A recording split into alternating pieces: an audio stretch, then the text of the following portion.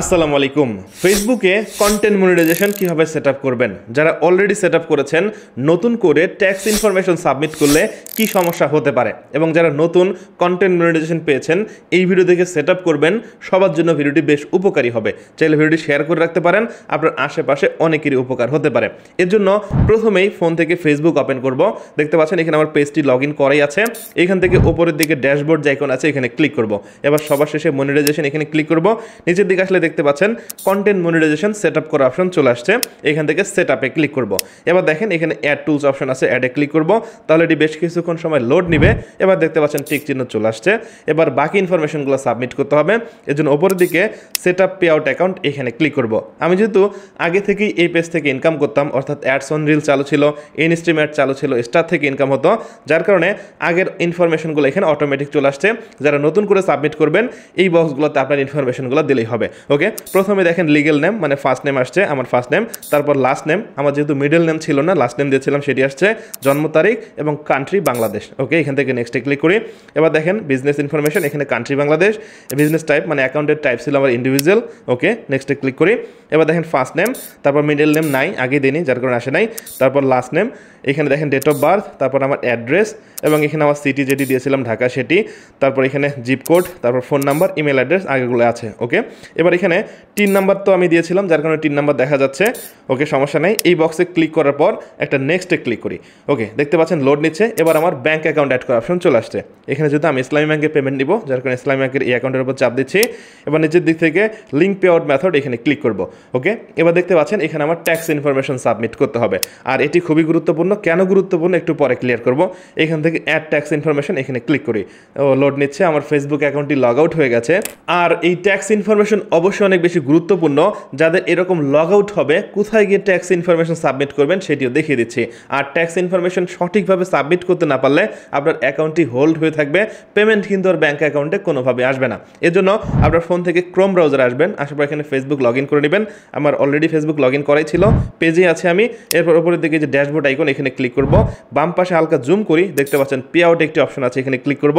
এবার দেখেন আমার ট্যাক্স ইনফরমেশন এটি ওয়ার্নিং অবস্থায় আছে, এখান থেকে অ্যাড ট্যাক্স ইনফরমেশনে ক্লিক করব। এবার দেখেন বাকি ইনফরমেশনগুলোই চলে আসছে, নেক্সটে ক্লিক করি এবং সবগুলো ঠিকই আছে, নেক্সটে ক্লিক করি। আবার দেখেন সেম বক্স, আগে যে তথ্য দিয়েছি সেটি, এখান থেকে এই বক্সে ক্লিক করে নেক্সটে ক্লিক করি। ওকে, এবার থেকে এই যে এখানে দেখতে পাচ্ছেন কনফার্ম পে আউট মেথড, এখানে ক্লিক করি। ক্লিক করার পর লোড নিচ্ছে।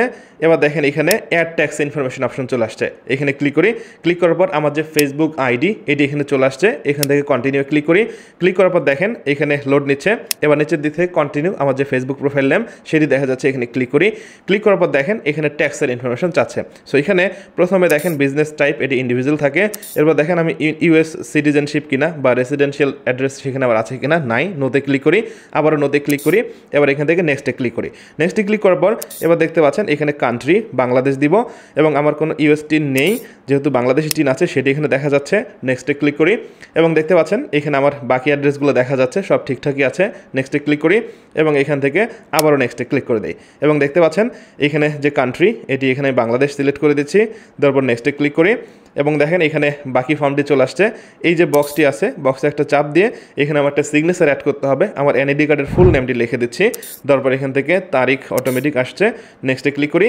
ক্লিক করার পর দেখেন আমি এতক্ষণ যে ইনফরমেশনগুলো দিয়েছি একটা ফর্ম আকারে চলে আসছে, এখানে চেক করে দেখতে পারবো সব তথ্যগুলো ঠিক আছে কিনা। নিচের দিক থেকে সাবমিট ফর্মে ক্লিক করি। এবার দেখেন আমার ট্যাক্স ইনফরমেশন কমপ্লিট হয়ে গেছে। এবার নিচের দিকে এসে ডানে ক্লিক করব। ক্লিক করার পর দেখতে পাচ্ছেন এই লোড নিচ্ছে। আবার এখান থেকে ডানে ক্লিক করি। ক্লিক করার সাথে সাথে দেখতে পাচ্ছেন আমার অ্যাকাউন্টে ট্যাক্স ইনফরমেশন অ্যাড হয়ে গেছে। আর এখানে গুরুত্বপূর্ণ তথ্য হচ্ছে নতুন করে ট্যাক্স ইনফরমেশন সাবমিট করলে আপনার এই পে আউট অ্যাকাউন্টটি, অর্থাৎ যে ব্যাঙ্ক অ্যাকাউন্ট সেট আপ করেছেন এটি 5 দিনের জন্য হোল্ড থাকবে। এটি ফেসবুকের রুলস, অর্থাৎ এই 5 দিনের মধ্যে আপনি ফেসবুক থেকে কোনো পেমেন্ট নিতে পারবেন না। আমি একটি স্ক্রিনটি শেয়ার করে দেখাই। দেখেন এখানে জুম করলে দেখা যাচ্ছে আমি যখনই ট্যাক্স ইনফরমেশন সাবমিট করেছি your earning are on hold, মানে আমার এই পে আউট অ্যাকাউন্টটি হোল্ড হয়ে গেছে এবং কত তারিখের মধ্যে এই অ্যাকাউন্টটি ভেরিফাই হবে বা অ্যাক্টিভ হবে সেই তারিখটা এখানে দেখা যাবে। এই হচ্ছে বিষয়। নতুন করে ট্যাক্স ইনফরমেশন সাবমিট করলে ফেসবুকের নিয়ম অনুযায়ী আপনার ফেসবুকের এই পে আউট অ্যাকাউন্টটি 5 দিনের জন্য হোল্ড থাকবে। এই নিয়ে টেনশন করার কোনো কারণ নেই, নির্দিষ্ট সময়টি আবার অটোমেটিক অ্যাক্টিভ হয়ে যাবে। সো অবশ্যই বলবো যারা নতুন করে ফেসবুকের এই কন্টেন্ট মনিটাইজেশন পেয়েছেন তারাই সবচেয়ে বেশি উপকৃত বা লাভবান হবেন, কারণ এখন থেকে আলাদা আলাদা করে এই যে ads on reels, instream ads অথবা স্টার এগুলো অ্যাক্টিভ করে ইনকাম করতে হবে না। আপনি যদি একবার এই কন্টেন্ট মনিটাইজেশন পেয়ে যান, আপনি একই সাথে সব মাধ্যম থেকে ইনকাম করতে পারবেন, অর্থাৎ ads on reels, instream ads, star, status দিতে পারবেন, আবার ফেসবুকে ছবি পোস্ট করতে পারবেন, তারপর হচ্ছে স্টোরি পোস্ট করে ইনকাম করতে পারবেন। এক কথাই বলবো যারা নতুন ক্রিয়েটর আছেন এখনও পান নাই, একটু চেষ্টা করেন, কয়েকদিন রেগুলার কন্টেন্ট দেন, দেখতে পারবেন ফেসবুক থেকে অটোমেটিক আপনাকে ইনভাইট করবে এবং আপনি কন্টেন্ট মনিটাইজেশন সেট আপ করে একবারে সব প্ল্যাটফর্ম থেকে বা সব মাধ্যম থেকে ইনকাম করতে পারবেন। সো এই ছিল আজকের ভিডিও ভালো লাগলে লাইক করুন, কমেন্ট করে আপনার মতামত জানান। সবাই ভালো থাকবেন, কথা হয় পরবর্তী ভিডিওতে।